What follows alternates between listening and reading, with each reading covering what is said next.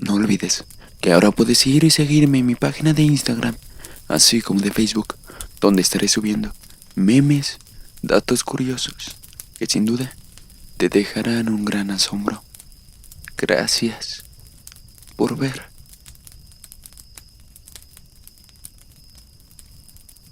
Los recuerdos de Romina sobre su pueblo natal eran un verdadero tesoro. Aquellas tardes que pasó en la plaza del pueblo comiendo raspados y algodón de azúcar no podían sustituirse con ninguna otra vivencia. Habían pasado 20 años desde que estuvo ahí por última vez, y se sentía ansiosa por ver el sol salir entre las montañas para bañar las humildes y rústicas casas de oro, y adornar con reflejos tornasol, al pasar los rayos entre los árboles. El viaje hasta ahí le pareció eterno, tal vez por la emoción de enseñarle a sus hijos algo que consideraba muy suyo, algo que le llenaba de alegría. Llegaron de noche, y la vista distaba mucho de lo que había contado a todos. La oscuridad era solamente interrumpida por los potentes faros de su auto nuevo. El viento era tan intenso que hacía silbar las hojas de los árboles y obligaba a sus troncos a crujir. Sin importar su altura, se inclinaban ante el auto para atraparlo con invisibles tentáculos. Los chicos estaban aterrados, pero su madre juraba que al amanecer todo luciría mucho mejor, y la pasarían muy bien. Continuaron entonces adentrándose en aquella penumbra, entre la cual apenas alcanzaba a distinguirse unas cuantas casas derruidas. A los niños les parecía extraño que no hubiera gente caminando por las calles, pero Romina sabía que todos tenían que levantarse temprano a realizar sus labores. No lo vio fuera de lo normal, hasta que tocó un par de puertas, buscando un lugar donde quedarse, y nadie atendió. Como última y más segura opción, fueron a la iglesia, pero ni siquiera pudieron entrar al patio, pues estaban cerradas las rejas. Romina se acercó a ellas, gritando por un rato, esperando que alguien le abriera, pero no tuvo suerte. Aquellos minutos solo le sirvieron para helar su cuerpo con el frío viento que no dejaba de soplar. Volvió al coche, donde los chicos se culpaban uno al otro por un nauseabundo olor que de pronto se percibió. Salieron todos a prisa, pero ese feo aroma estaba también afuera. Le pertenecía al ambiente. Anunciaba la cercanía de un espectro en forma de mujer que flotaba al final del camino. Le miraban con cierto recelo. A pesar de que estaba ahí, les costaba trabajo creerlo. Ella se aproximaba lentamente, exagerando cada uno de sus movimientos, dejándose admirar por aquellas mentes incrédulas.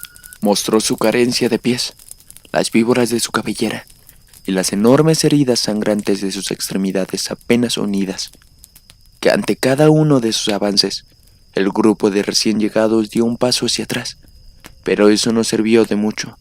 A la primera señal de miedo, ella voló hasta ellos, absorbiendo todo lo que tenía dentro hasta dejar sus ojos completamente vacíos. Luego se marchó, del mismo modo que vino, desapareciendo al final del camino. Ella era la razón por la que el pueblo estaba vacío. Se habían marchado todos para no alimentarla con su temor, pero de pronto vino hasta su casa, a un bocadillo irresistible. Tuvo que aspirarlos por completo hasta dejarlos secos sus cuerpos sin vida, pero no sabía cuándo tendría nuevamente una oportunidad.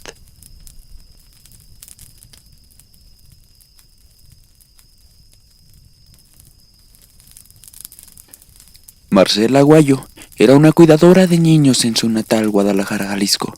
Ella por mucho tiempo estuvo trabajando en una guardería del gobierno, pero a raíz de la enfermedad de su madre, tuvo que dejar su trabajo para dedicar el tiempo completo a los cuidados de su progenitora. Esto había afectado considerablemente los ingresos del hogar, viviendo solamente de la pensión que tenía de su padre, que había fallecido muchos años atrás.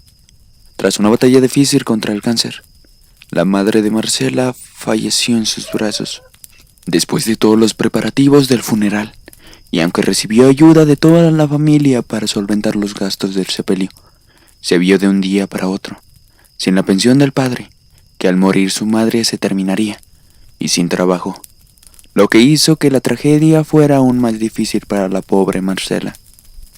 Buscó por meses uno, en el que ella se pudiera desempeñar, se encontró con un anuncio en el periódico, en el cual solicitaban a una cuidadora de niños, en una de las más prestigiosas zonas de la Perla Tapatía.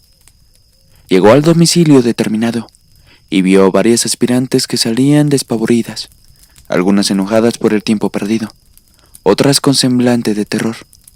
Al final le tocó el turno de ser entrevistada, con lo que un par de ancianos la atendieron amablemente, explicando que tenían que salir con urgencia un día después de la entrevista y buscaba a quien le hiciera cargo de su hijo. Hasta ahí todo parecía normal. Marcela les entregó algunos papeles en donde hacía constancia del conocimiento en el cuidado de bebés y de niños más grandes. Los ancianos ni siquiera miraron los papeles, solo le pidieron que conociera a su hijo. Ella pensó que sería un niño recién adoptado, por la edad de los ancianos, pero al ver que la pareja de edad avanzada les presentaba, ella solo soltó la carcajada. «No pueden hablar en serio», replicó Marcela en tono de burla. Era nada más y nada menos que un muñeco en forma de niño, de algunos 10 años de edad, que lo tenían en un sillón. Al ver que los ancianos estaban afectados, quizá mentalmente, pero ella con una necesidad mucho más grande de dinero, le siguió la corriente. Al cabo de solo unos días de los que estuvieron fuera de la casa, ¿qué podía pasar? Aparte, la paga por esos 3 días eran excelente y ayudaría mucho a liquidar los gastos funerarios de su madre. Aceptó, pero ellos advirtieron a Marcela que a Gustavito no le gustaba que le apagaran la luz a la hora de dormir. Siempre le tenía que contar un cuento para que conciliara el sueño y se tenía que esperar a que terminara su comida, ya que si alguna de estas cosas no se llevaba a cabo, el niño se enojaba y tenía un mal carácter. Al otro día Marcela llegó, viendo partir a la pareja de ancianos.